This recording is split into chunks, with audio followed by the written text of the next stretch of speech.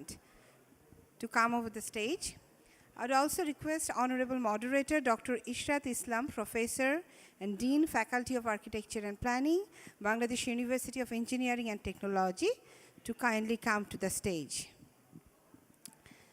The discussants for this session are Mr. Muhammad Ashraful Islam, Chief Town Planner, Rajuk, Muhammad Ashraful Kamal, Director, Geology, Geological Survey of Bangladesh, and Dr. Deepita Hussain, Assistant Professor, Department of Urban and Regional Planning, Bangladesh University of Engineering and Technology. I'd request all our honorable discussants to come over the stage.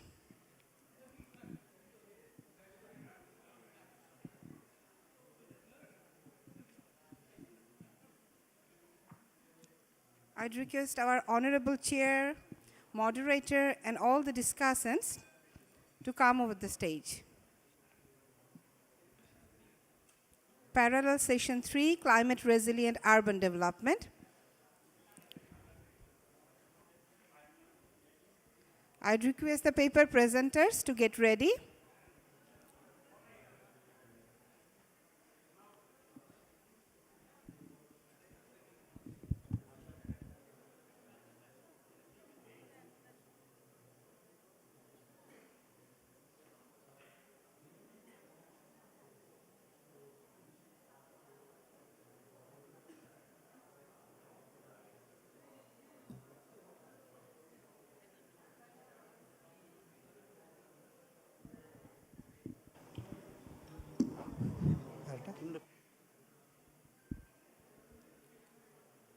সেশনের সম্মানিত সভাপতি, সঞ্চালক এবং আলোচক সকলকে আমি মঞ্চে আসন গ্রহণ করার জন্য বিনীত অনুরোধ জানাচ্ছি।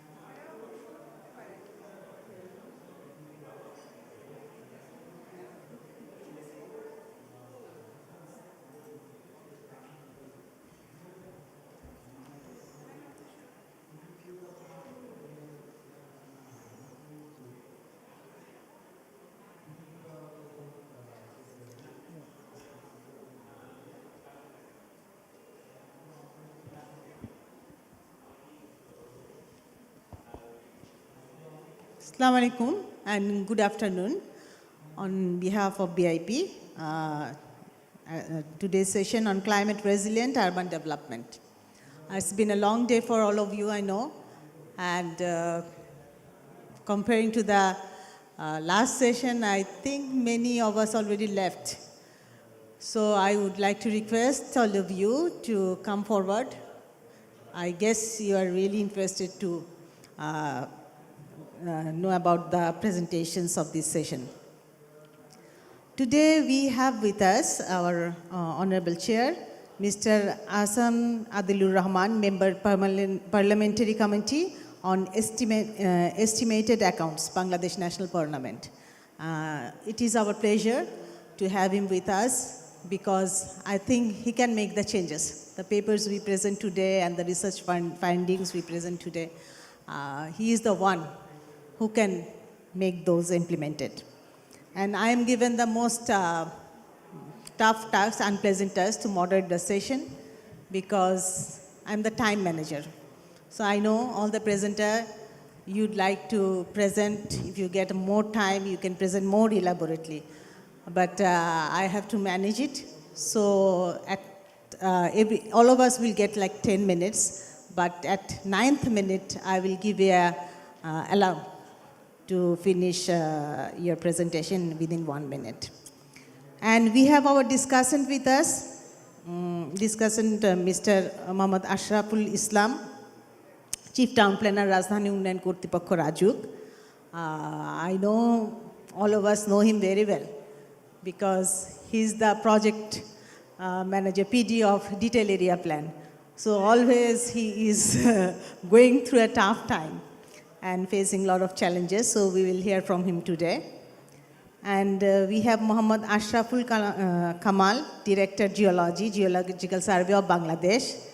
And he is also a very important person for us because Dhaka and part of Bangladesh are at very high risk of earthquake. And we felt the shake like in last month, few times. So he is very important and related with urban planning. And we have Dr. Deepita Hossain, Assistant Professor, Department of Urban and Regional Planning, Bangladesh University of Engineering and Technology. A short introduction to Deepita. She just came to Bangladesh after finishing her PhD from UK. And we always appreciate such minds because those who come back to Bangladesh after finishing their higher studies abroad, because most of the time we miss them due to brain drain. So I don't want to linger my speech because already it's supposed to be started at 4:10 and now it is 5:10. So first I would like to request, I will suggesting some change in this session because from the last session, somehow due to some miscommunication, they couldn't present their paper. The author of paper Electronic Waste, E-Waste, Generation and Disposal Process of Households in Bangladesh. Is anybody from this team? Okay. So I like to give you the privilege to present your paper first because you are supposed to be in the last session. So now I like to welcome Faria Farooq, Musarat Zaman, Nusrat Khan Ayushe, Tasnia Tasnim, and Aisha Akhtar Sriti. So is this Faria Farooq who is presenting? No, ma'am, I'm Aisha Akhtar Sriti. Excuse me, can you please tell your name loudly? I'm Aisha Akhtar Sriti. Okay, welcome Aisha. And let's see her presentation, Electronic Waste, Generation and Disposal Process of Households in Bangladesh.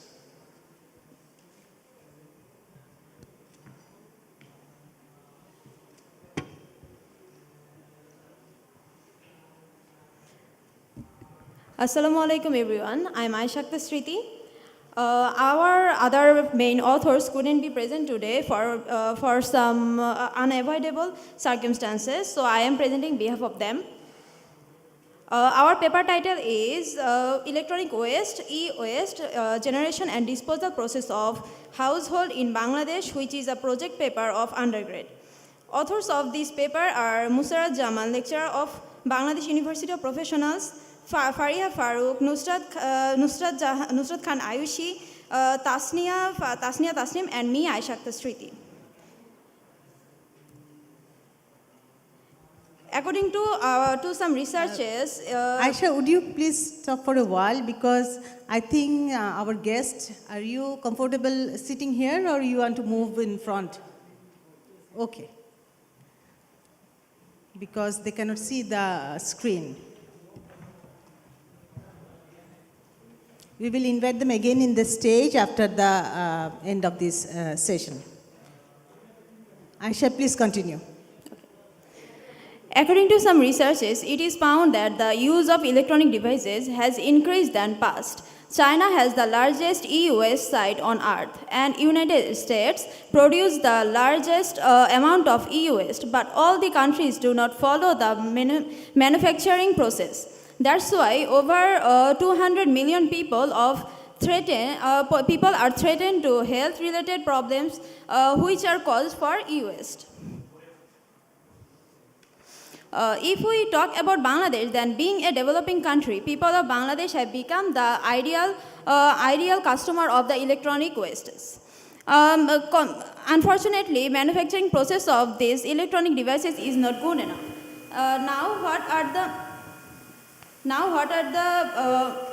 What are the e-waste? E-waste are electronic waste, refers to refrigerators, television sets, computers, cell phones, and toys, etc. By doing a long literature review, we have identified two objectives to fulfill. These are to assess people's perception of e-waste, and the second one is to ascertain current disposal procedures for household wastes. This study used a cross-sectional online survey with a sample size of 650 having a snowball sample method across the country. Our data collection tools are Facebook, Messenger, email, WhatsApp, and other social media. We have used both primary and secondary data collection process. To make our questionnaire, we have used Google Form. Our questionnaire had 3 parts. One is socio-demographic data. Second one is about the perception about the disposal of e-waste behavior, and the third one is practice toward e-waste management of the respondents of the households. To analyze data, we have used MS Excel, and we also took some KII or key informant interview, and for secondary data collection we used long literature review. Our data analysis was descriptive analysis, where we also calculated mean values according to independent variables. We scored the variables in Likert scale. Here we categorized e-waste into 4 types. The first category is large electronic equipment such as television, computer, etc. And second one is the telecommunication equipment such as mobile phone, smartwatch, SIM card, etc. Third one is lamps, tube lights, etc. The fourth one is kitchen equipments. When we asked them about how they dispose the large electronic equipment, 79.2% people said they dispose the large electronic equipment. They dispose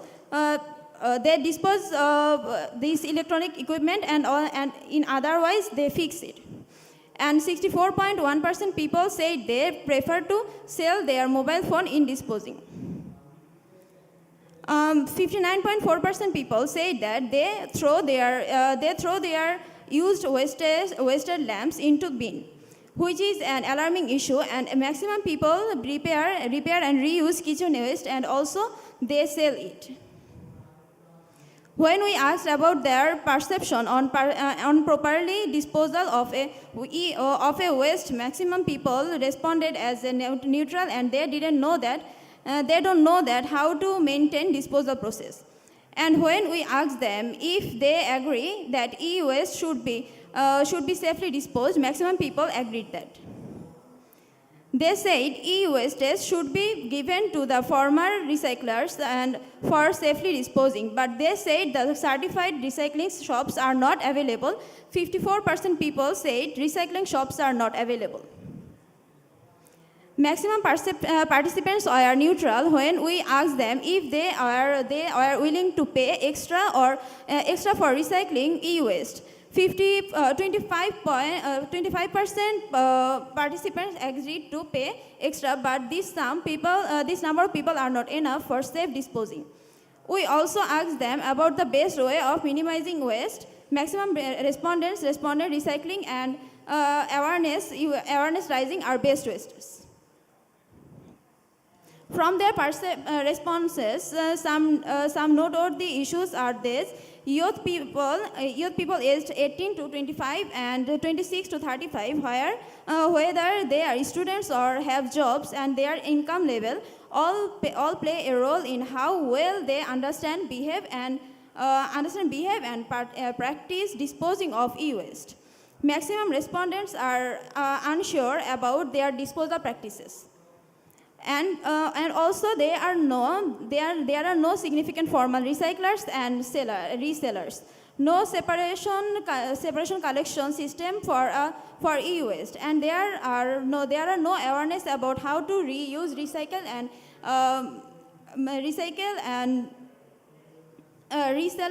how to resell these e-wastes. For this alarming issue, we recommend to use separate municipal bins. A smart collection system can be applied, which is a box for smaller electronic equipment placed in universities and educational organizations. Also, training programs can be enhanced. So, concluding the presentation by saying that a systematic approach for collecting and managing electronic e-waste through the reuse, reduce and recycle processes is crucial to prevent harm to the environment and the health and human health. There are some references. I am concluding by saying that do not litter, make life better. This is our society and this is our responsibility. That's all from me. Thank you. Thank you so much, Aisha and your team, for two reasons. One, you have completed your presentation in 7.5 minutes. So you save our time. And then second, thanks, as you know, that we are struggling with all the solid waste and everything. But you are thinking ahead of time and you are working with e-waste. So that's why the second thanks for you. And please be seated here because you may have some questions from our audience and our discussant. Now I'd like to request Salma Shafiapa and Mouri Rahman to present their paper, Urban Development through Integration of Riverfront and Infrastructure Development with Historic Sites. Actually, this is from this session actually, climate resilient urban development, and we know the water bodies, the unpaved services, these are very important for a climate resilient development. As we have just experienced one of the worst urban flooding in yesterday and day before yesterday. So the value of wetland, rivers, water body, we can all understand the importance of this. So I like to request Salma Appa and Mouri Rahman to present their paper.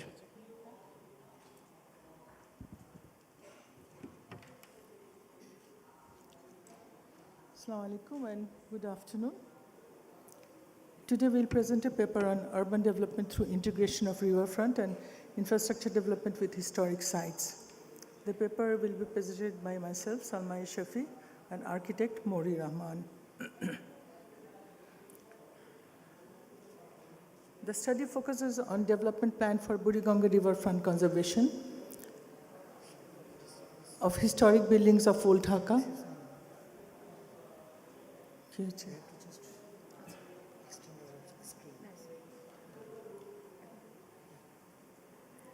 Okay, the study focuses on development plans for Buriganga riverfront and conservation of historic buildings. And the focus is on Sadarghat area, as Sadarghat has so many historic sites and buildings. And the riverside, which is now being planned for all kinds of infrastructure development and redevelopment, consists of all these sites. দেখতে অসুবিধা হচ্ছে। The objective of the paper is to guide development without disturbing the history and relics in the area, and redevelopment to benefit the recreation, right? And the redevelopment benefits should contribute to recreational open spaces and also promotion of tourism. We know that Sadarghat area, the old city of Dhaka, has been existing since the Mughal times, and many important buildings of the area are the Asan Manzil, the Sadarghat River Terminal, the Bahadur Shah Park, Bulbul Lalit Kala Academy, Shwari Ghat. In addition, there are a lot of education and other institutions, religious.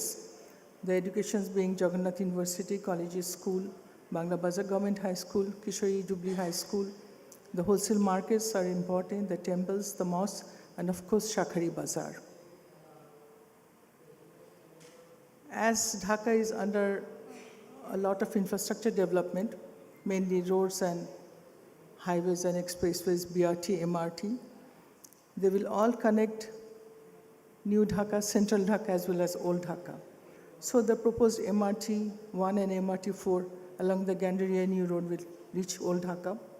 The proposed BRT 3 will go through the Naya Bazar crossing section up to Keraniganj. There is also a proposal for a subway route to go up to Sadarghat and then connect Keraniganj across the river. The BIWTA terminal at Sadarghat is the most important river station in the country and will undergo various improvements. I will now transfer the presentation to Mori, who will give you details on the land use and the transportation proposals. Thank you. Assalamu alaikum. Good afternoon, everyone. I am going to explain the transport improvement plans for Dhaka and multimodal networking in Sadarghat area. And we'll also focus the TOD and DAP proposed for MRT and BRT lines and the surrounding neighborhood areas of Sadarghat and subway route, proposed subway route that is going to be very soon.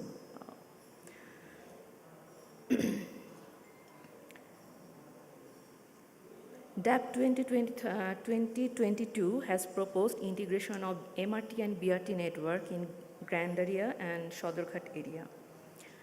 Here in this map, the green color is showing the the BRT line, and the red color is showing the MRT line.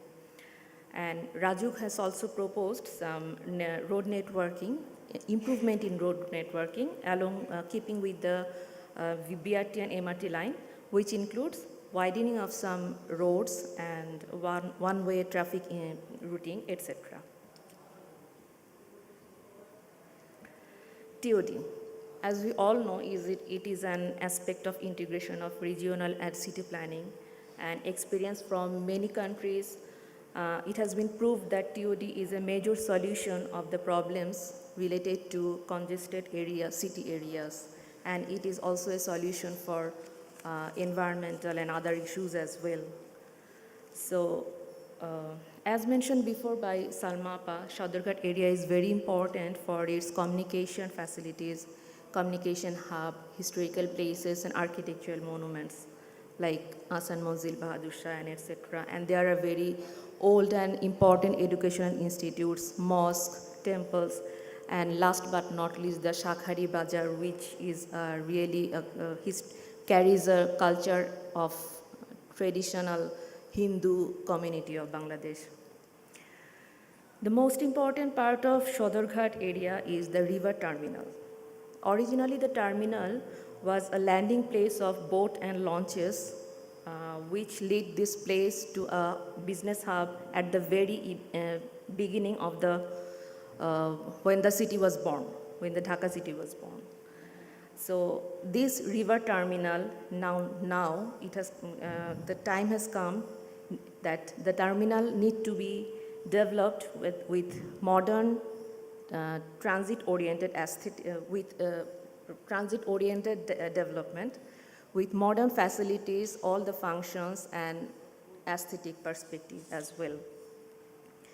And not only the river terminal, the total surrounding area of Sodorghat, including the city corporation area as well, need to be developed as a modern commercial hub and communication hub as well.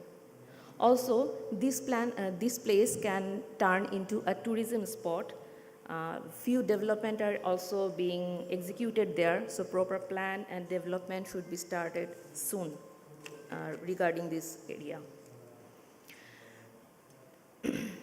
Furthermore, neighborhood areas of Sodorghat is also very important because some of the surrounding areas are important for wholesale business like Noya Bazar, Nawabpur, Chowk Bazar. You can see in the map. And some areas are popular for favorite eateries, especially for the traditional food. One of the biggest inter-district terminal, Saidabad, is also a neighboring area of Sodorghat. And crossing the river Buriganga, the opposite side of Sodorghat, that is the southeast side of Dhaka city, there is Keraniganj area, which is also being developed very rapidly. And there is a proposal of subway routes throughout the Dhaka city, which will also connect Sodorghat area up to Keraniganj. So now I will pass the rest of the presentation to the Salmapa. Thank you so much. We understand that Sodorghat will undergo redevelopment, but there should be a definite demarcation of what Sodorghat should be and what should be done around it. I would like to refer to the eminent architect and urbanist Qazi Khaled Ashraf, who in his book Designing Dhaka, a Manifesto for a Better City, put 15 points for making Dhaka a new and better city. Under point 12, termed as catalytic architecture, his vision for Sodorghat is quoted as, Sodorghat is where it all began. There are many reasons to target Sodorghat for a catalytic transformation of the city. It represents the original vibrancy of the city. If we can show the audacity and boldness to recover the original landscape of the city and transform it in tune with the spirit of the time, we can certainly readdress the rest of Dhaka's river banks. The reason Dhaka's urban ills keep proliferating is because the city has not witnessed any viable and inspiring urban design model. So we pledge for the correct urban design model for Sodorghat. And if the Sodorghat river bank can be restored as good as possible, the rest of the country will follow, the rest of Dhaka will follow. So that is our urge from this paper. And I also want to bring before you that the Dhaka structure plan, the urban area plan, the detailed area plan has all said the same thing to take care of Sodorghat area and old city of Dhaka. The structure plan in its objective LD 505 mentions Asan Mazil and in Sodorghat to maintain the inherent character for any development. And objective LDS 06 to revitalize old Dhaka, the policy states revitalize old Dhaka through selective redevelopment, rehabilitation and preservation of traditional heritage. The urban area plan has specific plans for the old jail, central jail, and a list of other locations in Old Dhaka that we have shown, Balda Garden, Lalbagh Fort, Buckland Embankment in Sodorghat, Asan Manzil, Husni Dalan, Baro Katra, Choto Katra, Lal Kuthi, Tara Masjid, Armenian Church, Dhakeshwari Mandir, etc. should all become cornerstone of an attractive tourism development program. Repeatedly in the detailed area plan, there has been proposal for non-motorized transport and pedestrian facilities in Dhaka, in Old Dhaka specifically, to conserve all historic buildings and sites, and also that Old Dhaka should be declared as a heritage area, and that urban renewal projects should be undertaken, and Buriganga River should become a culture and heritage center. So saying all this, we want to see Sodorghat in the most developed form where urbanism and heritage work together. And We want to see planning of public squares between transport stations such as metro and substation, river terminal, bus and rail station, and of course, the transit-oriented development will all circle around this. So this is what Dhaka could look like with the proper planning in future, what Sadarghat and the river banks can look like. It can accommodate all kinds of recreation facilities and still bring a bond between the old and the new. With this, we end our presentation, and thank you.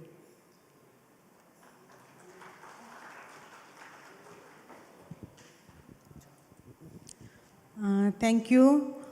We think on an average we are still maintaining 10 minutes per presentation. This presentation actually took 1 minute more.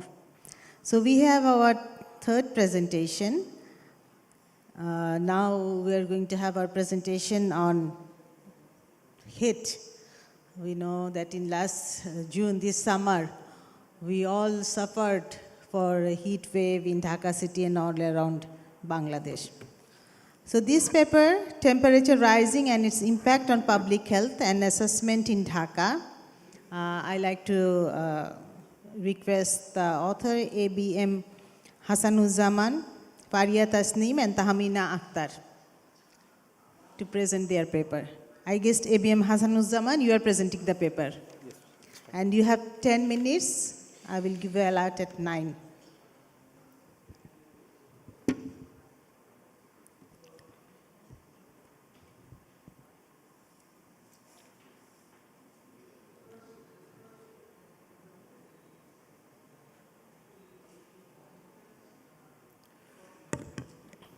Assalamu alaikum everyone, and very good afternoon to all. So this is ABM Hassanuzzaman. I'm going to present about my topic, research paper. My research paper topic is temperature rising and its impact on public health and assessment in Dhaka. And these are my research fellow mate.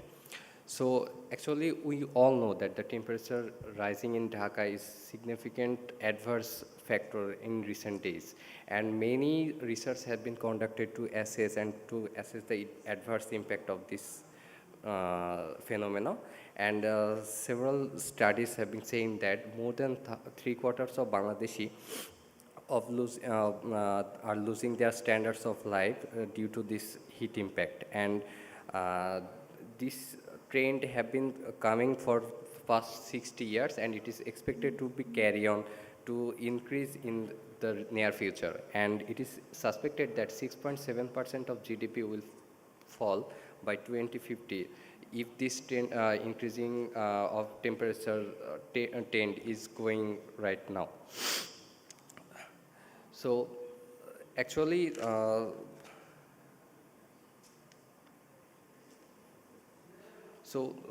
jumping on my methodology of my research paper, so this is a mixed method of research. For assessing the temperature, we use LST, land surface temperature assessment, and to impact the health assessment, we have used the self-rated health impact assessment, which is a time comparative health impact assessment. And for the sampling, we have used the purposive sampling technique, because we all know that Dhaka is our capital city, and several people of Bangladesh are coming to Dhaka because of their medical issues, education, or in such activities. So if any participants who are not residing in enough time for Dhaka, so their response might not be relevant to this study. So that's why we have used purposive sampling techniques. And this time comparative self-rated health impact assessment is mainly assess their present health impact comparing to 3 or 5 years back. So this is the result of our LST. So where we can see that the temperature increasing is a significant increasing trend comparing to 2016 to 2022. So where 2016 the mean temperature was 24 degree, and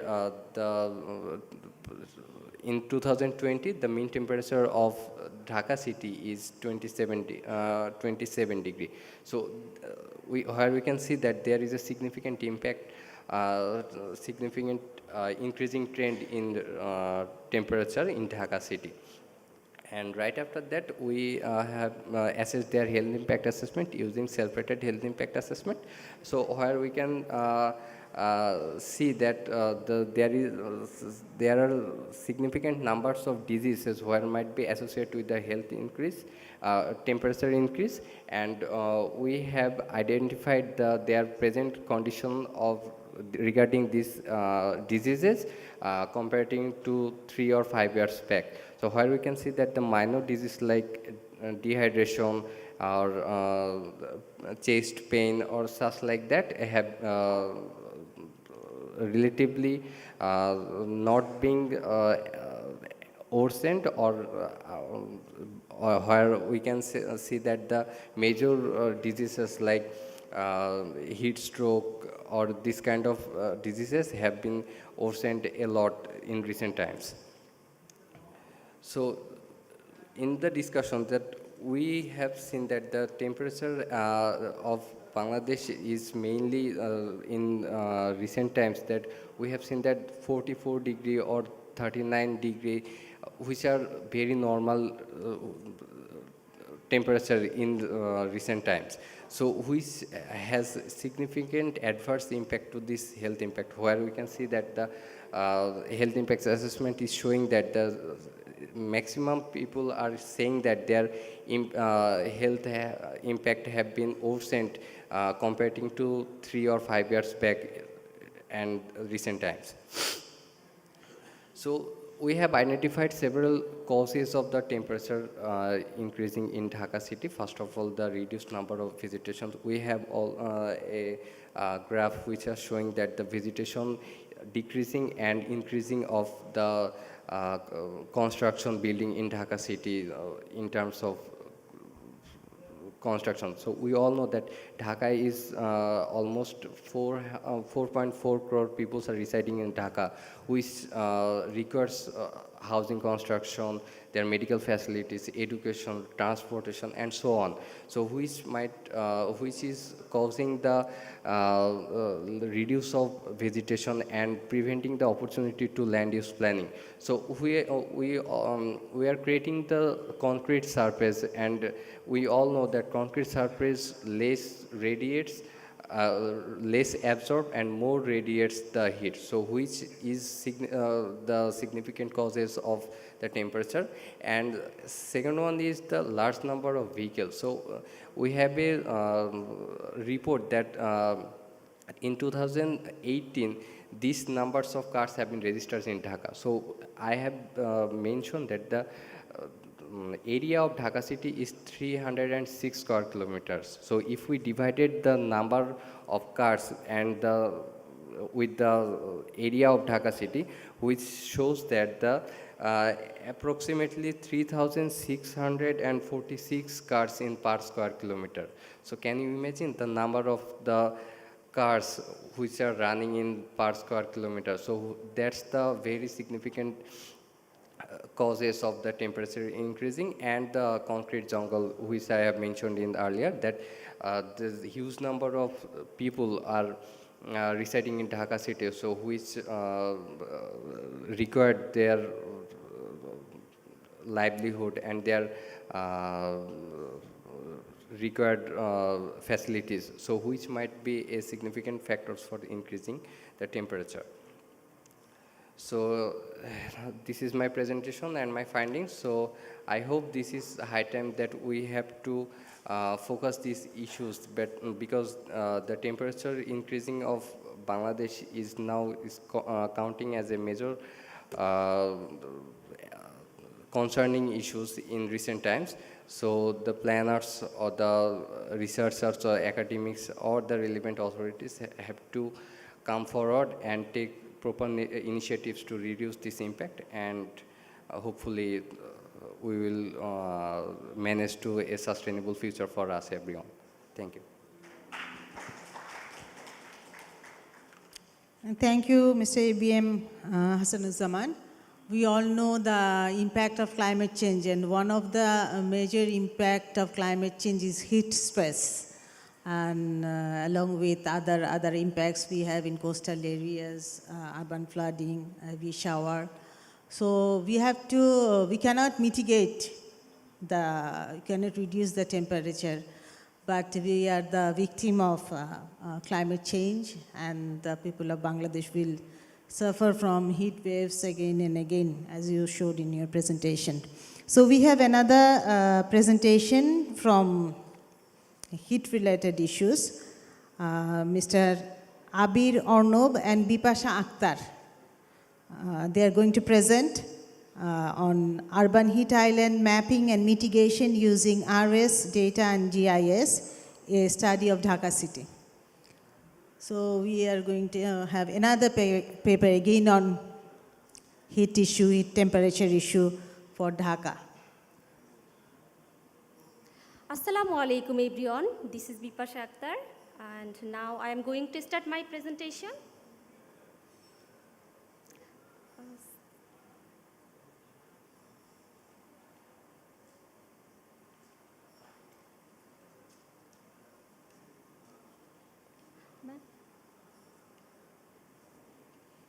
Presentation slide. Presentation slide. আপনাদের হচ্ছে urban heat,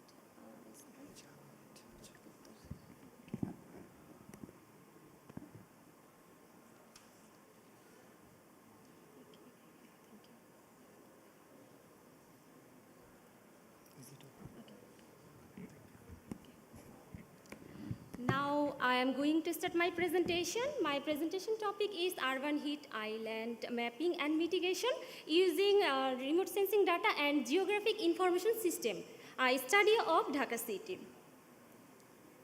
Here is the background of our study. Due to increased heat absorption and less natural cooling, the urban heat island effect causes metropolitan region to be hotter than the nearby rural areas. The urban heat island impact poses a serious obstacles to urban sustainability in Dhaka. We have two objectives. The first one is to map the urban heat island effects in Dhaka city using remote sensing data and geographic information system technology. And the second one is to explore potential urban heat island mitigation strategies such as green roofs, urban forestry, and cool pavements. Here is the methodology of our study. The first one is research approach. Uses a mixed approach strategies that combines qualitative and quantitative methods. And the second one is these methods enable the gathering of information from several sources. And my second methodology is data collection. Secondary sources such as the LGED, the Moody's products, and the Bangladesh Bureau of Statistics are used. And third one is data analysis. NV software will be used to analyze the satellite imagery and determine the surface temperature of Dhaka. And challenges are accuracy and dependability of the result, the absence of ground truth data to verify the temperature and satellite pictures. Here is our result. Analysis of the land use and land cover of the city. 63.7% of the city's land cover is impervious surfaces, while only 4.5% is green space. Analysis of the surface temperature of Dhaka city. The urban areas experiencing higher temperature than the surrounding rural areas. The highest urban heat island intensity was observed in the commercial and industrial areas. Analysis of potential urban heat island mitigation strategies. Basically, there are three strategies like green roofs, urban forestry, and cool pavements. Here is the discussion of our study. There is a strong urban heat island effect in Dhaka city. Impermeable surface including building, roads, pavements make up the majority of the city's land cover. Here is the conclusion. The study mapped the surface temperature of Dhaka city and identify location with high urban heat island intensity using satellite imagery and other remote sensing data. And this study emphasizes the significance of the urban heat island mitigation techniques in the city of Dhaka and offers suggestions for how policymakers, urban planners, and researchers might create practical urban heat island mitigation plans. This is the reference of our study.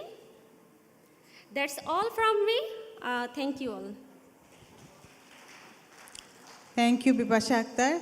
Would you please tell us from which institution you come from? Ma'am, I come from LGED. Okay, thank you. So we have our fourth presentation now, and I would like to request Sajib Sarkar to present his paper, Spatio-Temporal Analysis of Temperature Extremes Considering Precipitation and Other Influencing Factors over Bangladesh using GREDed Observational Data Set. So I don't want to remind about the time because everybody is on time actually. They're pretty smart to save time. No, not the last one. We have another, second last one.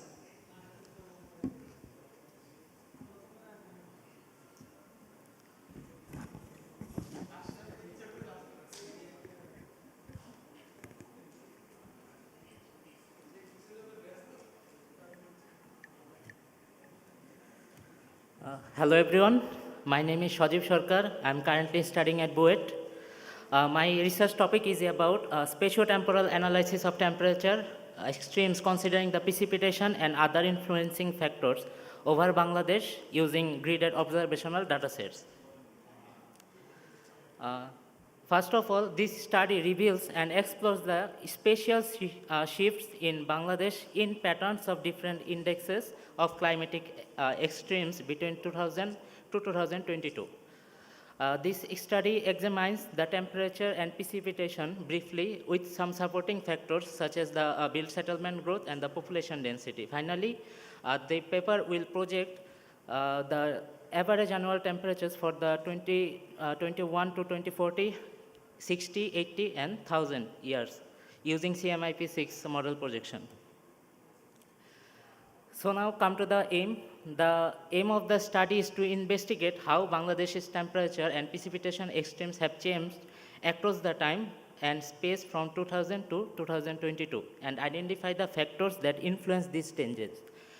And the objectives of this study are to identify the tendencies in different climatic extremes indices from 2000 to 2022 and examine the influence of other factors such as population density and built settlement growth, and to look at the relationship between the factors in increasing the temperature of Bangladesh and to predict the future temperature trends. This is the study area map. So these are the factors which I have used in this study and the sources of this data and the units which have been used for this study. This is the methodological flowchart. Here I have selected temperature and 3 other factors for this analysis, which are precipitation, settlement, and the population density. And to see the time series analysis of temperature extremes, I have analyzed the minimum temperature of the coldest month, which is January, maximum temperature of the warmest month, April, and the annual average temperature. And other factors have been considered for the analysis. I have analyzed the annual average precipitation. Then to see the correlation, I have generated 1000 stratified random sampling points. Then I have extracted the values from the variables. Lastly, I have analyzed the simulated temperature for 2100 year according to CMIP6 model projection system. Here you can see the highest and lowest temperature of the coldest month of January. The linear trend shows that the highest minimum temperature is increased in most of the years, and the lowest minimum temperature is showing a downward trend among the years. This is the map of highest and lowest value of the maximum temperature in the warmest month, which is April. Here we can see fluctuations in the numbers of the temperatures, and we can see both increasing trend in the highest and lowest value of the maximum temperature of the month April. Here we can see the annual average temperature in 5-year gap. In this figure, we can see that in the minimum temperature, we can see a lower increasing trend than the maximum average temperature in between these years. Here we can see the annual average precipitation intensity. Here we can see notable fluctuations in the precipitation level among these years. The highest intensity has been recorded in 2010. The regions where the precipitation is lower have shown the highest temperature level. These are the other influencing factors. Here we can see the population density map and the built settlement growth index of Bangladesh. Here we can see the impact of different indices among temperature change. Here the right side we can see the 1000 stratified random sampling points where I have collected or extract the values of the variables. The red point shows the temperature level, the blue is the rainfall, and green is the population density. And the brown color point shows the built settlement growth. Here the figure shows a clear overview that the places where the precipitation level is lower and the build-up settlement is higher, the temperature level is bit higher to those places. And those places where the build-up settlement is lower, the population density is also lower and the precipitation level is higher to that places, which makes the temperature down to that places. Here we can see the CMIP6 annual average temperature simulations. If this situation continues, we can see that the temperature will increasing at this trend, and the eastern part of the Bangladesh will be affected most. So what are the findings? The major findings of this study is to maximum temperature is rising more quickly than the minimum temperature in Bangladesh. In case of precipitation, we can see that the rate of precipitation intensity has been decreasing day by day. This study also reveals that in those places where the rate of precipitation is lower, the rate of temperature is also higher in those places. So the declining trend of precipitation and growing rate of temperature increases the risk of drought to those places or to those regions of Bangladesh. In addition, this study also examines the other factors which are population density and built settlement growth. This shows a significant collinearity between these factors in temperature change. So it can be said that the factors are interrelated with each other, and if we want to become climate resilient, we must consider several factors rather than considering only one. And finally, we will become resilient against climate change in this country. Thank you, everyone.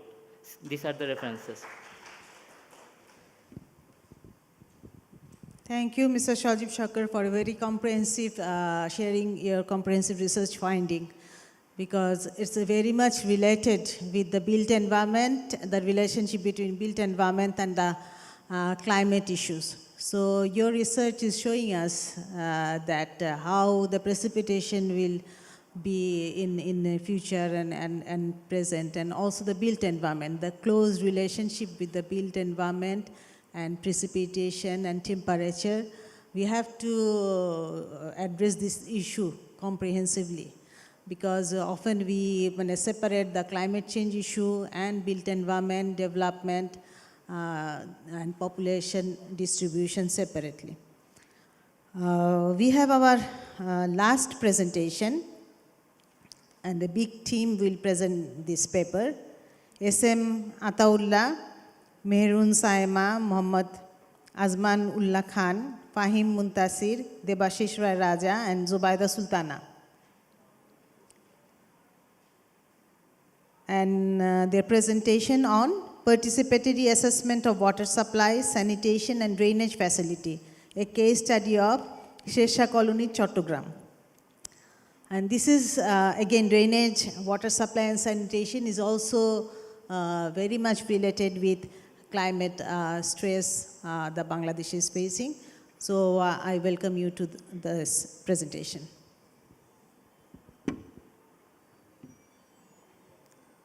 Good evening, everyone. I am SM Ataullah, undergraduate from Chuet, and now working as a research assistant in Department of Water Supply and Chuet. Today, our project is on participatory assessment of water supply, sanitation, and drainage facilities. We have done our study in Shesha Colony, Chittagong. In the last 10 years, the urban settlement has increased rapidly all over the country. It's a great problem. The growth of slum and squatter settlements has also touched the skyrocketed. Unfortunately, the local authority has been unable to manage the housing demand in metropolitan area. So the growth of these illegal or legal settlements is very high.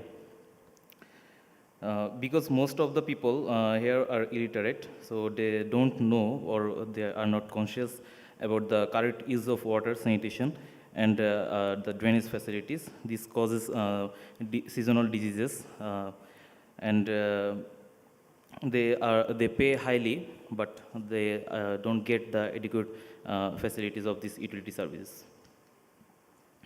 The aim of our study is to evaluate the water supply, the sanitation, and the drainage facilities in the study area through the PRA method. And we have done our we have three primary objectives: to examine the current state of the utility services, to identify the problem, and to provide some recommendations to improve the current situation. This is our study area. It is Shesha Colony, which is located in Baijit Bostami, Chattogram. It is settled in 1947, and most of the participants are migrated from India to Pakistan during that situation. The population is here in this slum is around 15,000, and the area is really congested. Here is the methodology part of our study. To achieve our aim, we have adopted both the qualitative and the quantitative research through PRA, and the local residents have performed and involved in our study. The group discussions are also done here, and after that we have done a dream map which and collect the decision of the local dwellers. Here we can see, in order to collect the data, we used the pairwise ranking method to evaluate the existing scenario. In case of water supply analysis, the primary issue is inadequate provision of water supply. The second issue is high demand of water, and the other issue is the extent waiting times for water scarcity of taps. Poor quality of water is another problem. This is the some scenario. Actually, we have done our study in 2022. Here is the next problem, the existing scenario of the sanitation. We have also done here the pairs ranking, and we can see here is mainly communal washroom are provided. The sewer is sometimes overflow, the poor condition of sanitation system, and in the rainy season during the heavy rain, there is also problem in the sewer facilities. This is the current situation we are seeing here. And here is the analysis of the drainage facilities of Shesha Colony. In case of drainage, the primary issue is insufficient maintenance. Here there is not enough facilities. The drainages are mostly open, and solid waste are dumped in the drain.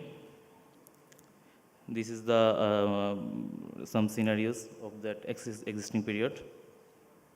We have also done a daily activity schedule, has also performed here. we can see in the morning the water waiting for the water is really high, and we can also see the waiting for sanitation is really also high in during the morning and the evening period. This is the scenario of seasonal effect, and the water supply demand is high from April to May, and the sanitation quality is also high regularly. And some seasonal diseases like fever, influenza are seen in the winter season. Here is some issues and corresponding effect. The cause and effect diagram is seen here, and here we can see that the root of the problem is the inadequate supply of the facilities and regular maintenance, which causes a lower supply of the facilities, and sometimes it causes diseases to the people, and it should take proper maintenance for the proper authority. We have also done a need assessment. A focus group discussion is done here. Residents of Sheshta colony shared a common water source and face some problems, and the resident would like to add new tap of water and tubewell in some major points. The majority of the houses toilet is Paka toilet, but some are inadequate based on the total number of family, and the residents also want pipes for drainage cover in that area. Here is the SWOT analysis for the study. The strength of the area is it has good accessibility, community participation, and legal settlement. But the area's weakness is the maintenance, providing enough facilities, environmental issues. Still, there are some potentialities in the community, but they are eager to participate. But there are threats like increasing population, risks, health risks, waterlogging, and management. This is the dream map, which also have done through the participation of the dwellers. Here we can see that the risks and vulnerabilities are higher than the security and the opportunity. Residents are demanding new water points, which is not possible to provide by the DPHE standard since there are less space. They want regular maintenance of the facility of the space for the disposal and separate drains. They have also showed eagerness to contribute to the future development. Here is some proposals for upgrading. The suitable number of water points can be installed in the group of households. A convenient number of separate toilets, separate for male and female, can also be provided, and a new and wider drainage pipe can installed, and open drain should be covered. Here is the conclusion of the study. So we can see, we have find that the people here are living in a lower standard life with not much utility services. Overall, the sanitation maintenance are lacking the hygienic, and the challenge is applying PR tools in this area because there are some sometimes the local muscle powers are not likely to do the survey here, and we also have seen that in regular housing or in the urban settlement or residential area, we have paid an amount of money for the utility services which is higher in these types of settlements because they are mostly illegal. So this should be properly observed, and that's all. Thank you. Thank you, Mr. S.M. Ataullah. Thank you for your presentation. And this presentation was primarily on low-class settlement, and actually for many part of urban areas of Bangladesh, these sort of settlements are very common. So we often ignore those, the development of these settlements in our planning documents in our national budget allocation. So now I like to request the discussant of this session and the chair of the sessions to please come forward and have your seats here in the dais. Actually, you have to go over there to watch the presentation more clearly because the screens are placed in such a way that from this stage you cannot watch those presentations. And first, I'd like to thank all the participants, the presenters, to come up with such issues. Those are very relevant in these years, particularly for these sessions, climate resilient urban development. So in nutshell, in today's presentation, in this session, we discussed about waste, particularly the e-waste. We often do not acknowledge how much e-waste we are producing. Maybe comparing to the developing world, our waste generation is low, but we have to take timely initiative to manage our e-waste.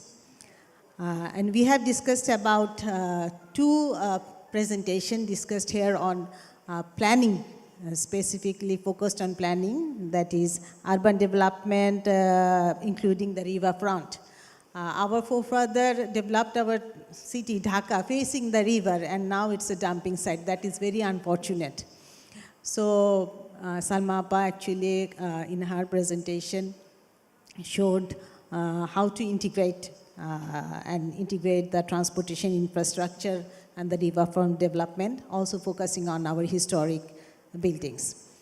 And build form related another presentation, which is our last presentation. Actually, it has discussed particularly on sanitation and drainage. And these issues are also very much related with climate change.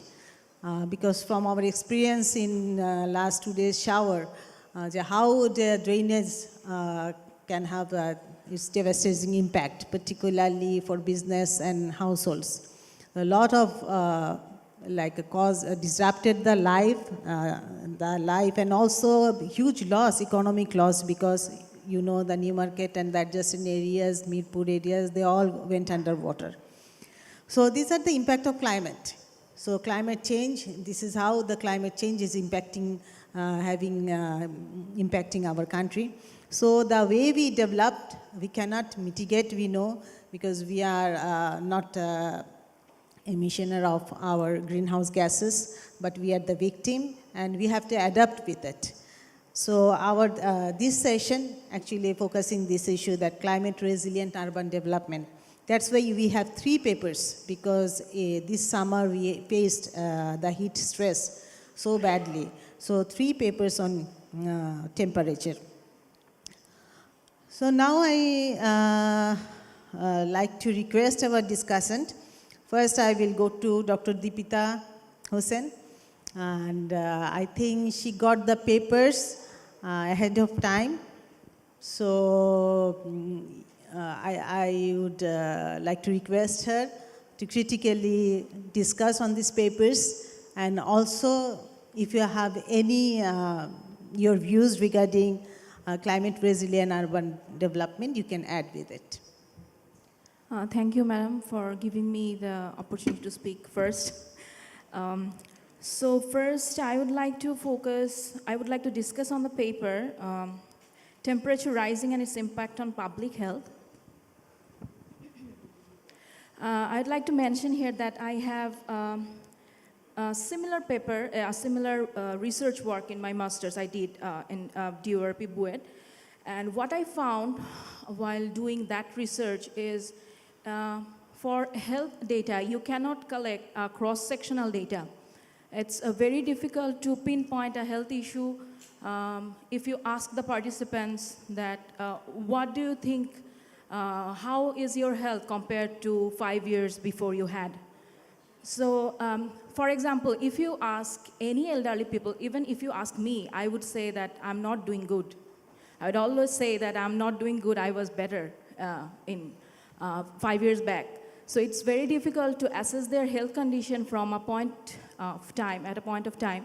So if would have been a time series data, you would have get a better view of health issues related to the temperature change. Also I would like to mention here that the health issues you have identified malaria, dengue, lung diseases, then kidney dysfunction, asthma, and other health issues. It would be really great if you could have shown some references that these health issues have been related to temperature rising in other countries.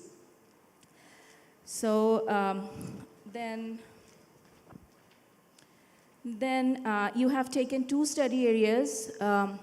Normally in health studies, it would be great if you have a control group and an experimental group. So for the experimental group, you see the condition under the situation you are trying to address, and for control group, you compare their data with the control group, so you can get a better perspective of things. So, these would be the things you can address to make your paper better. But what I would like to appreciate is the planning profession started from public health issues concern, and for a really long time we have not addressed public health issues in our planning research for a really long time. When I did my research in 2015, I have found very few papers on health issues and planning. So I would appreciate your step in taking up a research like this.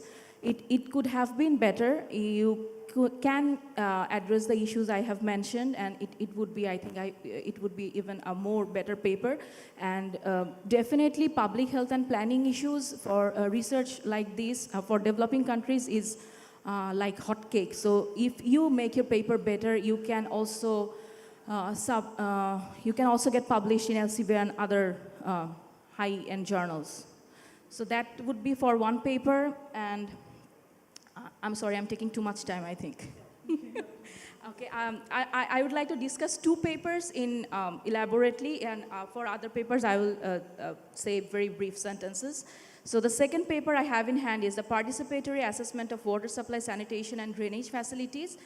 This, I have selected this work because we have a similar work and similar publication in BIP's journal in 2013, and this project it was a class project of ours, and it was led by Ishrat Islam madam. So for this study, I really appreciate your study, and water sanitation issues are, I would say that we have somehow ignored water sanitation issues in planning studies. I have not found much paper in this who wants to relate to planning issues. So I would appreciate your attempt in this research, but to tune it up a bit, you can check the DPHE standard. The DPHE standard you mentioned, actually what I found in my paper is the DPHE standard for household sharing a common piped water system is 30 to 40. And for communal toilet or bathroom, it is 10 to 20. And I'm saying household, not people. So DPHE standard says 10 to 20 people, 10 to 20 household cannot share communal toilet or bathroom, and 30 to 40 household can share piped water with communal collection point. It was DPHE standard before 2013. I'm not sure if it has been upgraded. But from your study, you are saying that only 2 households are sharing tube wells or the piped water or the communal toilet. So this is not enough to say that they are deficient in supply of water or communal toilets. So if you can check the DPHE standard, it would have been great.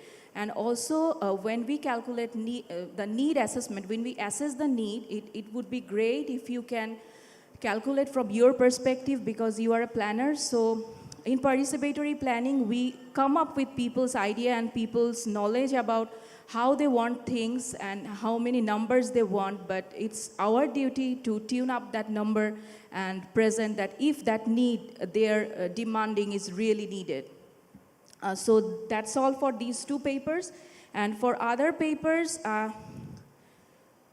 have 3 papers. I don't have the US paper on me. So for other 3 papers, I would like to emphasize that it would be great if you can come up some specific policy implications of your research work. I have gone through your paper and you have stated the issues, stated the problems, but as a planner, we also need to come up with specific ideas to provide appropriate solution to the problem so we can present to the government and other stakeholders, and we can make a useful contribution in planning. So that's all. Thank you, and sorry, madam, for... Thank you, Deepita. I know you are an academician by heart, so if you are given more time, then you can come up with more suggestions. But for the public health paper, I'm just wondering why the dengue is not there. Is dengue in the list? So are you like replacing the dengue with the malaria or some? This is the question for the presenter. Are you there, ABM Hassanuzzaman? This is the question from my part. So in your presentation, you have gave data on malaria.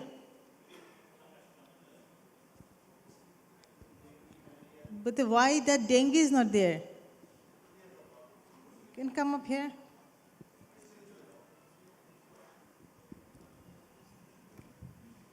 Actually, ma'am, it was a mistake from me that this should be dengue because this is more relevant. Okay, thank you. Thank you. Now I like to request Mohammad Ashraful Kamal, Director Geology, Geological Survey of Bangladesh. So I know that your expertise may suggest, give us some newer dimension in related to built environment and climate change.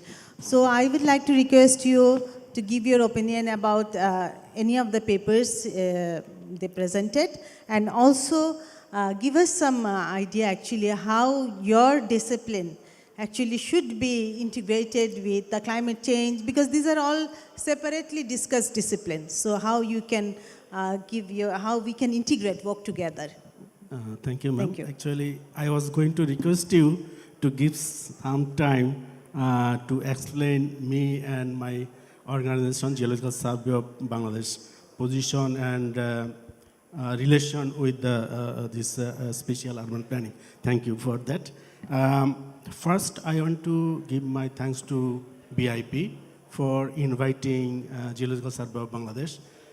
This is an opportunity on behalf of GSB for me to explain in this type of platform to explain the importance of geoscience or geoinformation in the field of spatial urban and development planning. I will not only say urban planning, also all type of development planning.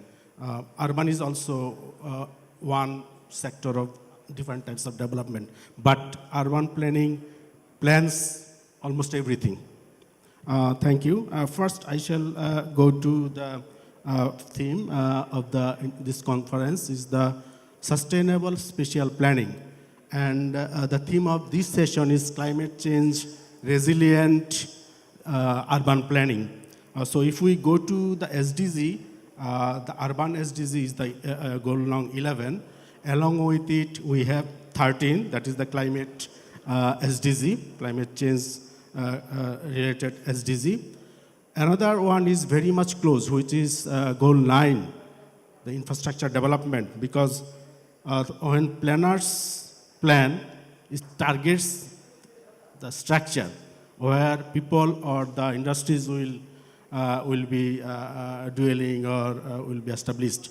So these three goals are very much related. If we go to our fifth year plan, there are 15 priority areas. One is the urban development. That priority is through improving urban services and access. And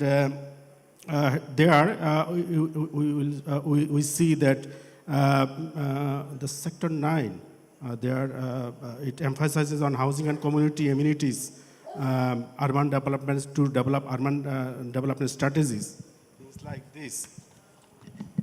And also, the Ministry of Housing and Public Works, they have their own plannings for this 5-year planning. That is through ensuring proper planning, adequate research, optimum use of land use. If we see the SDG goals, especially the 11, not only 11, 13 or 9, in most of the SDG goals, we see that there are targets for research, innovation, and technology transfer. All these are important, all are related. So only planning is not complete unless we have the knowledge, unless we have the technology to use the knowledge. So all are very much integrated and all are very important.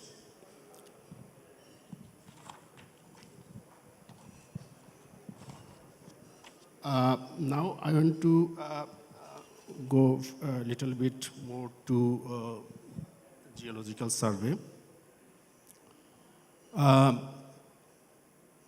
Sustainable urban planning, in this session we saw 6 presentations. Some are very local, some are nationwide. So when we consider climate change related, this climatic effect on our development, this type of research or study could be micro level or macro level. So for national level planning, we need nationwide research or study.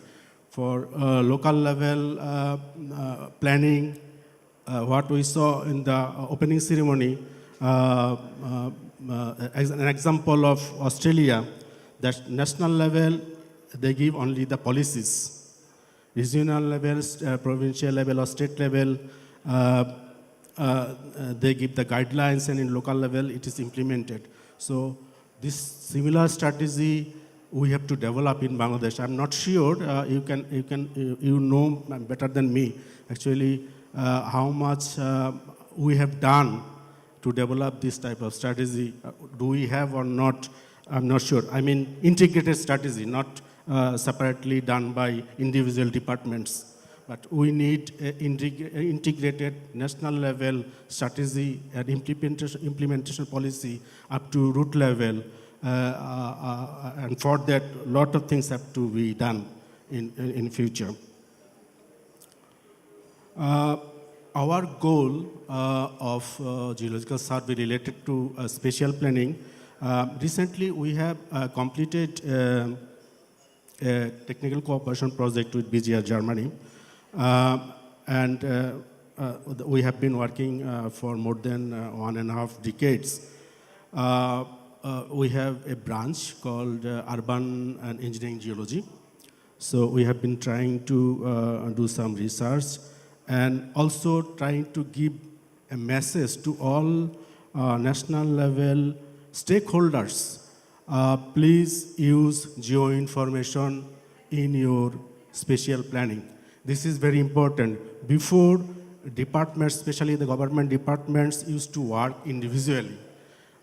It has changed. Now, example is myself here.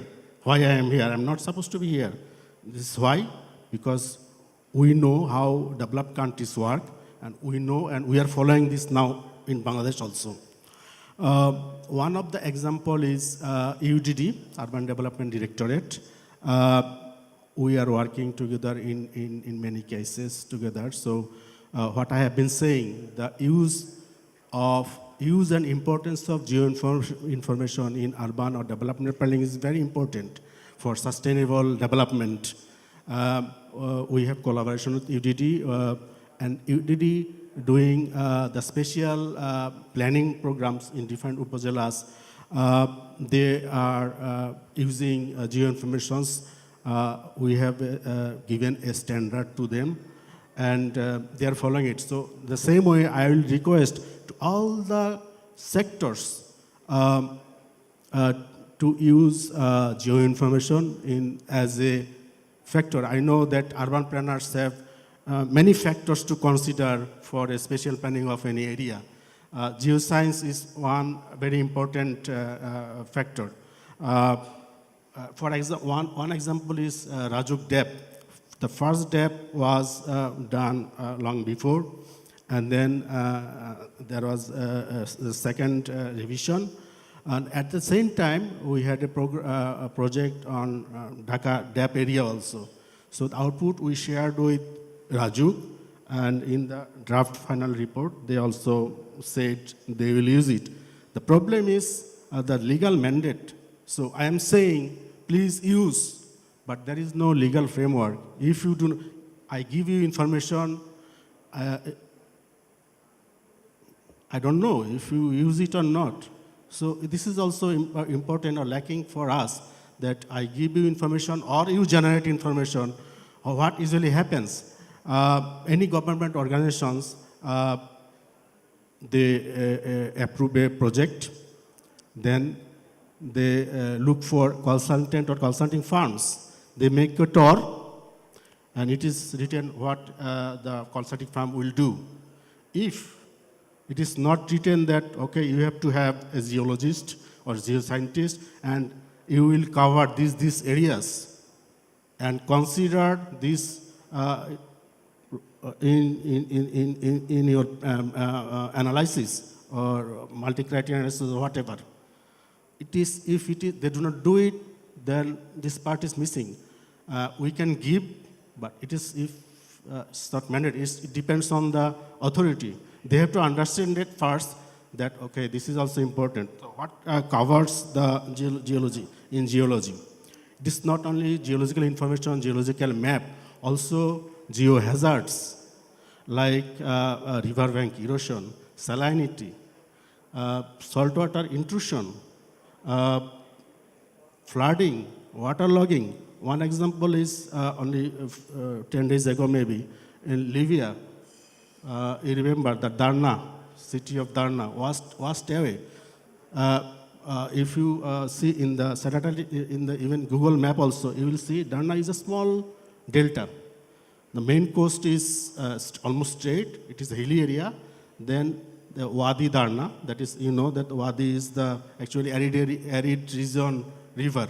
It is seasonal, only when the monsoon comes, on the rain falls, it becomes active and like flash flood, and then it dries out. The Wadi Darna runs through the middle of the, it's like this, the delta, middle of the city. And the same time, actually what happened there, the cyclone hit the area. Due to cyclone, there are heavy rains. Just upper part of the city, there is a dam, and few kilometers up in the hilly area, there is another dam, probably to store water, and they used to use as reservoir. The dam bursted, and the huge water suddenly rushed away, including the heavy rainfall. So they are literally they just washed away, and still 10,000, more than 10,000 is missing. So as we are saying, global aspect. This is an example. These examples we have to take, we have to consider. 2 days ago, 6-hour rain precipitation was 130 millimeter. It is huge. Maybe we are not ready for this, but this will happen in future. What we are saying, global warming, climate change, we will face again and again. We have to consider areas like Cox's Bazar, Chittagong, Kuakata, coastal towns. They are very close to coast. And you know that in the world, more than 80% people live within 100 kilometers from coast. It is more than actually 80 kilometers. All the civilizations were along the coast or along the big rivers. In Bangladesh, same. And we are a highly densely populated country. Now I will say for less vulnerable and less vulnerable to geohazard, a safer and climate change resilient urbanization, we must include geoscientists also in spatial planning. This is important from our side, from GSB side. This is my urge and request and comment to this conference. For resilient urban planning, we need to know many things actually. The coping capacity, the resilience, the total pressure of any city or growth center. So a lot of research actually we have to do. Anyway, thank you. That was my first part. I will not give much comment on the presentations, maybe only one or two. That is, in the first presentation on the electronic waste. So there are given some percentage, the electronic percent, telecom waste percent. So I saw, if I do not make mistake, 66%, 80.9%, 69%. So I'm not sure. Total, how it is calculated. It's individually 100%. All are individually considered out of 100% or something. I don't know. I request the presenter to come in the dais to explain. Are you there? Who presented the e-waste paper?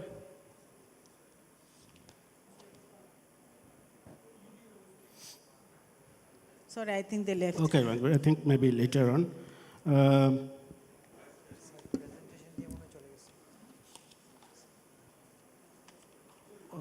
Another presentation, the fifth presentation was spatio-temporal analysis of temperature. There I have a comment. There are few words, technical, actually these are technical presentations, so technical words should be clear. I am not clear. So it was mentioned precipitation intensity.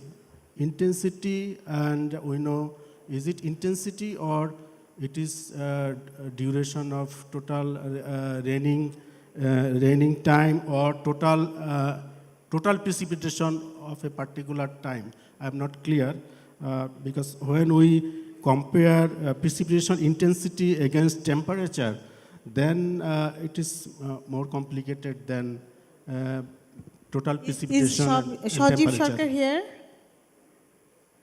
And another word was precipitation level. I think you have a question.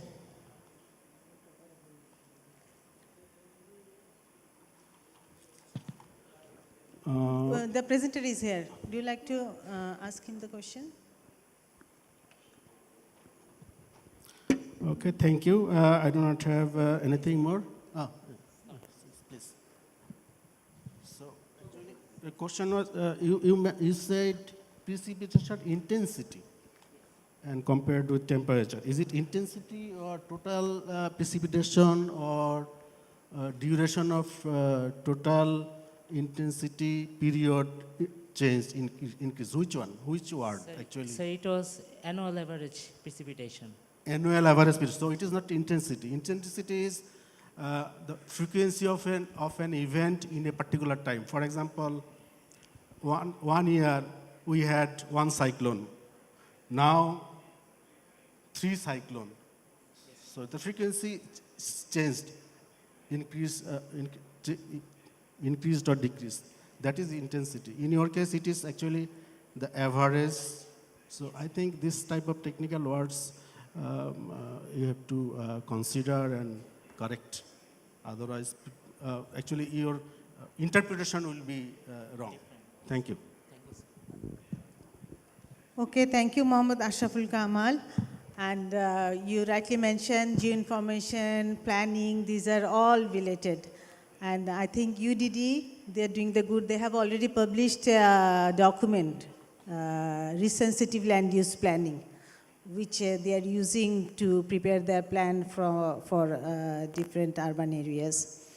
Already it's a little late, so now I like to request Mr. Ashraful Islam, Chief Town Planner, Rajdhani Unnayan Kortripokho. We always put PD of DAP at the end of the session because Ashraf always faces with a lot of questions. I have my question for you. In addition to your discussion on the papers, that today we have raised the issue of temperature, rise of temperature and urban environment, public health, and also riverfront development, and you have already some proposals in the detailed area plan. And Salmapa also proposed some issues. And though it's from Chittagong, but same thing is applicable for Dhaka city. That is sanitation, water supply, particularly for low-income settlements. So would you please explain us that what are the measures you have suggested in depth, in brief, and also what you, because today we have Mr. Adilur Rahman with us.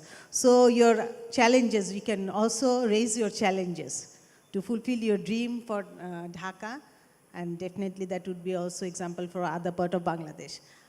So what are your challenges and what you already have accommodated? And definitely implementation is a major challenge for Bangladesh. So to fulfill the proposed DAP, the proposals of DAP, what sort of support you need, particularly from our government machinery, and from politicians?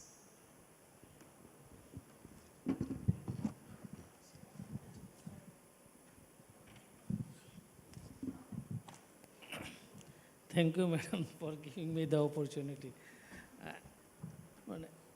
Already all are tired so far, and including the BIP president also. So I think I will tell a few things.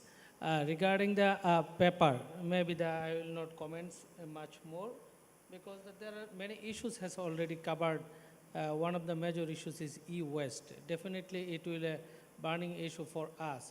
Luckily, we have a class difference, economic, our income level is different there. Some people is too much rich, some people is too much poor. That's why when we uses the electronic waste, some is selling to the others, the poor people is buying. What will happen after 2041? We have a vision, we have uplifted our country as a developed country. No one will use the recycled things and other things. Everyone is depending on the electronic device and other things. What will happen after that? How we can manage this e-waste? So we have to think about this is one of them. Another issue is there for the academician and including the VIP members is there. When you do any research, we will maybe define the Dhaka in different way. When like as a Dhaka is our study area. Someone is giving their study area is the Dhaka North and South City Corporation area is the Dhaka. Someone is the old boundary, someone is giving the new boundary. Someone is giving the Rajuk area is our Dhaka study area. So definitely there should be, when you call the Dhaka, what we mean by Dhaka? Is it only the Dhaka core urban area, Dhaka is north-south area is the Dhaka, or the Dhaka metropolitan region is the Dhaka? So it may be defined, including me. When in Rajuk, we call the Dhaka is the Dhaka metropolitan region. Or someone is thinking the Dhaka is North and South City Corporation, or old boundary, or the new boundary one. So for the BIP can take the lead on this issue. Maybe what will be the call in Dhaka? Maybe we can discuss a stakeholder discussion with the different stakeholders. Then if our policymaker is there, so maybe we can take the initiative, we can give the researcher or the academician or the politician. Dhaka means the Dhaka boundary is like that. Another issue is the madam already has said there are many issues, the temperature rise and other issues is like that. Mostly they have covered all the issues, but one of the missing things is there regarding the mitigative measure or other is there. One of the major things is where basically using the building materials, one of the main source may be we can reduce our temperature by using the innovative building materials and another thing. Another one is the existing rules and regulation is there. So there have some people is using the whole tall building is covered by our glass building. We are depending on the AC. So it's maybe there. Another one is the air ventilation system is not properly maintained in some cases. And other issues is one we put our setback and other things. At the same time, as a ground level, we are maintaining the setback and other things. But in the underground system, whole area is covered for the parking places. So that's why the soakable grain is reducing day by day. It's one of the major source for temperature increasing is there. So existing rules and regulation is updating is very much necessary to mitigate the climate change issues and other things. This issue has to be covered in the study team. Another issue is the how we can our senior architect planner Salma Shofi madam already said the regeneration aspect, riverfront development. So far, I am working on these issues since 2014. It's one of the major critical tasks for the Dhaka city. One of this is, okay, we have a vision, our political leader or our policymaker, honorable mayors, even the honorable prime minister has given us the consent to implement this kind of project. Why we are failed in different way? Because our land litigation system is very much critical, especially for the old Dhaka area. So mostly they have inherited their land from their grandfather or other things. The land is not mutated even. So they already there. There have many varishan, means their successor is there. So how they can get their ratio, and mostly they have some of the government land is there. Some of the government land is occupied by definitely by the powerful person. So once the government has taken the initiative to implement such kind of project in old Dhaka area, so we get some resistance from them. So it's a critical part. Another part is the DEP has mentioned different way, like as a block-based development, and one of the research paper has mentioned the one we wanted to like as the temperature reduce, not like that only for the planting trees is the one of the solution for the control the temperature. One of the major things is the population management is one of the precipitation and other issues is covered. That's why for the first time in Dhaka metropolitan region, Rajuk has introduced the density zoning in this. What we have seen many criticism for the different stakeholders. Why their criticism did it? Because that they are getting the less far, because they have less profit is there.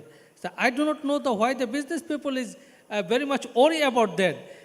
Once I have a land on the one bigger land in Dhanmond area, if I am getting the 14-story building, I have a contact with the landowner. The landowner, the developer portion will be the same, like as a 50-50 ratio. If it is 12-story, he will get the 50%. If it is 18-story, he will get the 50%. So he will less investment. If the floor is there lower, he will invest the less money is there. So I do not know why they are thinking about it. But we are facing so much criticism on this issue. The economic issues is very much predominant on the urban planning issues. That's why environmental issues and other factors, social issues, we are not much more covered on this issue. That's why I am saying that in Chittagong region, they have some slum development there. I do not know who will pay the money for the water supply system, who will providing the water supply, either the city corporation or the NGOs, who in future, if there is an upgradation project, who will take the lead on this issue. So it's a very critical. Another part is that Rajuk has prepared the detailed area plan for the full metropolitan region. Rajuk cannot implement the whole plan by the 2035. There have some mandate for the local government agencies. There have a mandate for the other development partner, like as the other roads and highways department, local government engineering department, even the stakeholder, even a citizen has the responsibility to any kind of development. They have to follow the detailed area plan, our guideline, and they say. We have a vision of how we can transmit it there. As present, there is a green spaces we are. How the water supply, like as the few days back, one or 2 days back, there is a rainfall is there. So how they say. We are thinking about some of the people, even the urban planners, environmentally saying that the water body is already filled up. That's why they're there. Water body is filled up with the surroundings of our fringe area. what about the existing core urban area, already established urban area? In the past, there have some pond, CS recorded pond is there. The work as a retention reserve of each of the locality. Already all the pond is filled up because the most of the pond is privately owned. That's why the localized retention pond is already reduced, or maybe the some areas has no retention reserve is there. That's why our rainfall is dependent on the roadside drainage system. So their capacity already is, they are underestimated or they may be there. That's why we are thinking about that. So what we have done, we have to do as early as possible, either in the form of retention pond or in the form of canal or in the form of soakable green. So retention pond should be preserved in each of the ward. Otherwise, our existing drainage system cannot maybe they control our near future. On the other hand, in the name of the development, like as the some kind of park is there, we have seen the park. Definitely, park will be developed according to our modern system or other things. But what we have seen, there is a guideline in the building construction rules. Only 5% can be maybe the paved area. But what we have seen there, most of the park, in the name of the development, around 50% area is the paved by the development area. So park is work as a soakable green. They will give us helps to reduce our temperature. But in respect of development, we are putting the paved area, we are making the coffee house in the park area. How we can reduce there are many coffee shops in the Dhaka, if you visit in Dhanmound area, even in the Gulshan area, every building has a coffee shop. I can find a coffee shop, even if I walk 2 minutes or 3 minutes. But why you go to take the coffee in the park? So this system is there. We have to raise the voice on this issue. Otherwise, so our honorable member of parliament is there. Maybe our young parliamentarian is there. They will raise this concern in the parliamentary system, because the country is ours. We definitely want development, but the development should be in a sustainable way. Definitely we promote our business, but not sacrificing our environment, not sacrificing for the country's interest. Thank you for giving me the opportunity. Thank you, Ashraf. I know often you talk from frustration. I know that it is difficult when you are in charge of such a challenging issue. You are always in trouble. We have our chair today, Honorable Member of Parliament, Mr. Ahsan Adilur Rahman. I think you have seen our presentations, most critical issues of urban planning and the climate change, and you have listened to all our discussants. They have raised many issues, and from my part, I'm seeing we are losing our water bodies, the lakes, the canals, and if you look at the Google map, you can see how the canals are encroached, and you can see the waste management. It's in a terrible situation. And the urban flooding, one of the causes is definitely the loss of natural water bodies, and waste management is closely related to this. And as you mentioned, that we have losing our, within the core urban areas, our permeable lands. So in that case, I would say some plans are there, because planners are always blamed for this sort of issues. But in real world, there is violation of code, building code, bylaws, and the gazetted plan. Detailed area plan is a gazetted plan. It's a violation of, from the legal perspective. So considering all these issues, this is our country, this is our city, and we are living here. So, and you are representing us, and I know that you are facing more, psychologically, I think you are more in a stress situation. From your perspective, what would be the, I want to hear some positive notes from you, where you can accommodate the planners, the architects, the professionals, the geologists, with whom you can work together. Thank you. Thank you, Dr. Ishaq Islam. You are a very good moderator, and you have completed each and every presentation within the time, and you can also the discussion going in a smooth manner.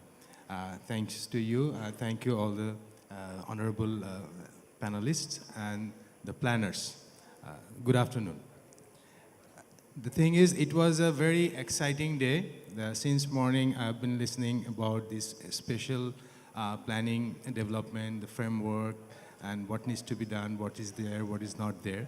And it was a very rich experience for me.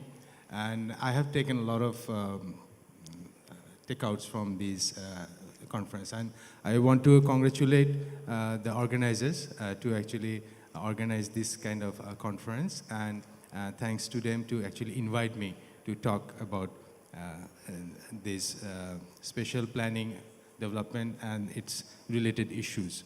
So our session was about the climate resilient urban development. I'm a climate parliament member myself, and we have a 15 members team of parliamentarians who actually advocate about the climate change, the environment to the outsiders. It's a caucus, it's a regional caucus. So I'm an active member there. And for me, for climate change, we used to talk about climate change issues. Then it has become like climate challenges. Now it has become climate crisis. So day by day, things are deteriorating. And for example, if 1 degree Celsius temperature rises in the global temperature, then we will lose 40% of our land. The southern part of our country will be going underwater. So, and 40 million people will be homeless. They will be moved to the northern part of our country. So currently, the density that we have the highest density of the world, and that will become double immediately. So the climate challenge is actually, climate crisis is like immediate, present, and we need to actually take action to prevent that one. So there is no, previously it was mitigation, then it has become adaptation. Now we'll have to prevent it. We have no other option. And unfortunately, Bangladesh is actually a very low contributor in the carbon emission. We contribute only 0.5%. But we are the most affected, the worst affected country. So, and developed countries are actually causing this damage. But we are, being the developing country, we will be facing the consequences. So, climate is a big thing, and in our planning, obviously, we'll have to incorporate the climate change part, but other things are also there.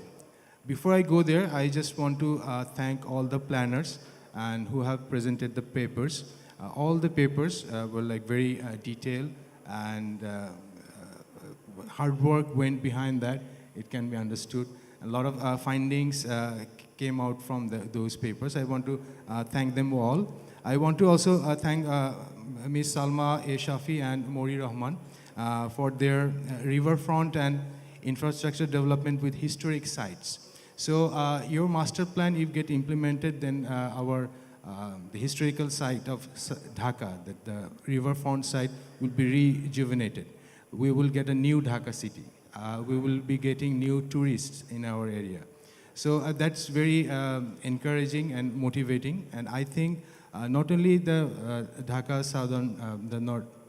southern side, we have a lot of historical heritage areas all over the place in Bangladesh. In my area, North Bengal, we have a lot of historical places as well. And in my constituency, I have a railway factory near about like 150 years old. And it has a lot of heritage sites. The gidjas, sorry, not gidjas, the churches. The churches, the factories, the other British period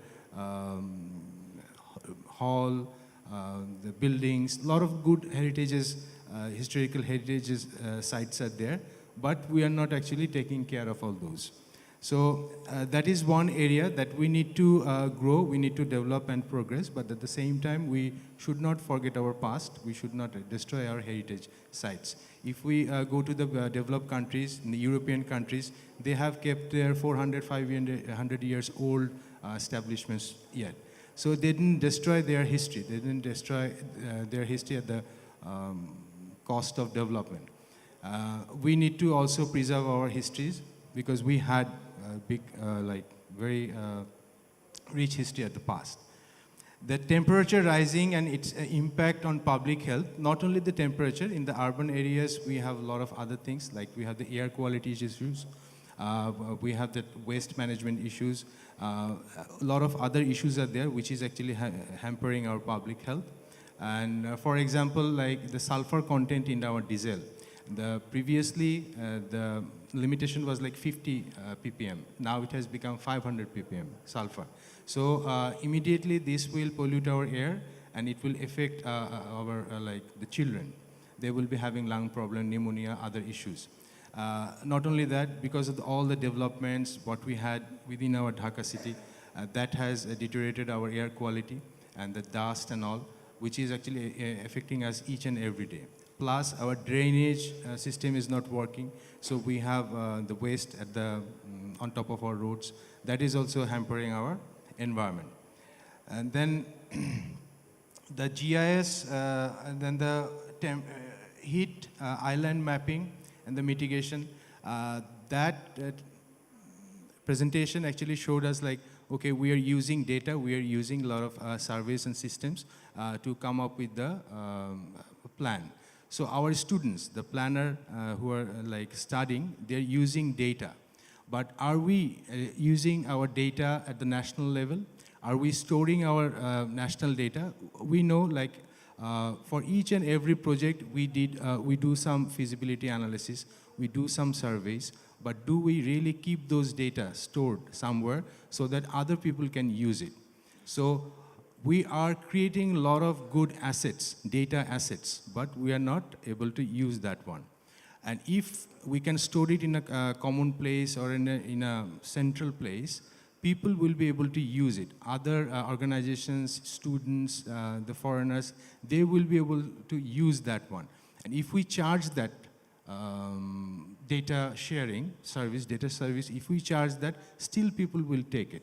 So it will be a business viable thing as well. So the data, what we are actually collecting, doing surveys and doing studies, we need to store those things because those are our assets.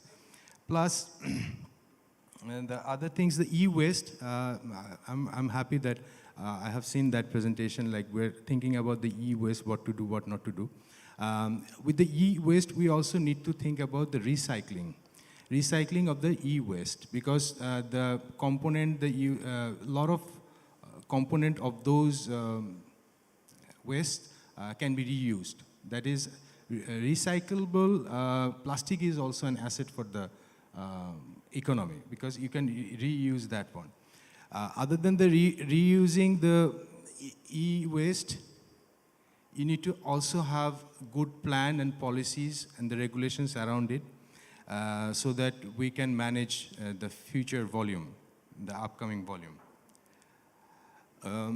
Other than the main thing, what I found since morning, like we have planners, we have plans in place, we have gazetted plan in place, but we have trouble in implementation, we have problem in coordination, and we don't have the evaluation process, the feedback process. So things are like that. It's like one-way traffic.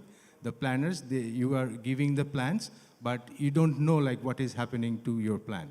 And you don't get the feedback, like you don't have the learning process also, what is happening because of what. So the departments, the ministries should have intercommunication. They need to sit together to come up with a solution. And I will ask the planners leaders, they need to actually take the lead and put all the stakeholders on the table so that we can come up with a comprehensive master plan for our urbanization, not only urbanization, each and every area of planning.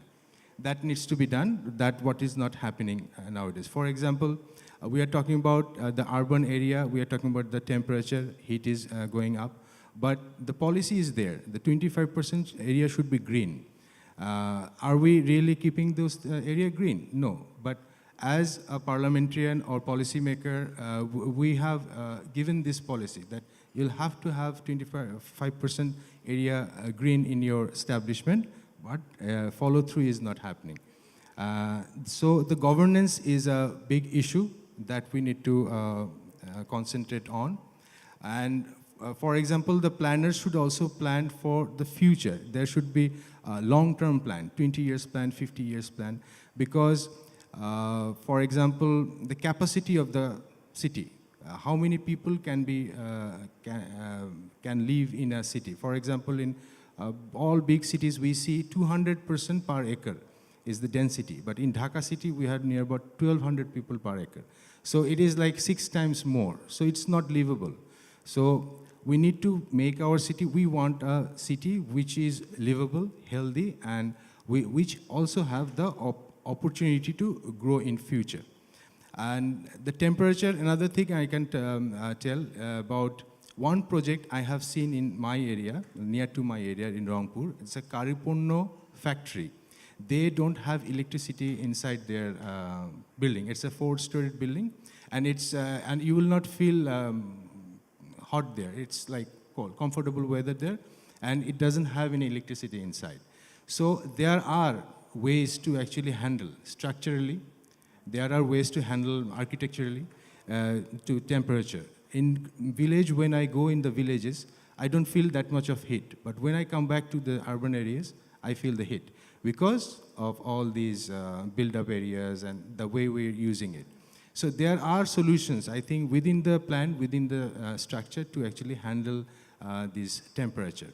Plus, what will happen if that climate change happens and 40% of the people come to the northern side? We'll have to increase our space. So we'll have to go vertically. Otherwise, we don't have enough space.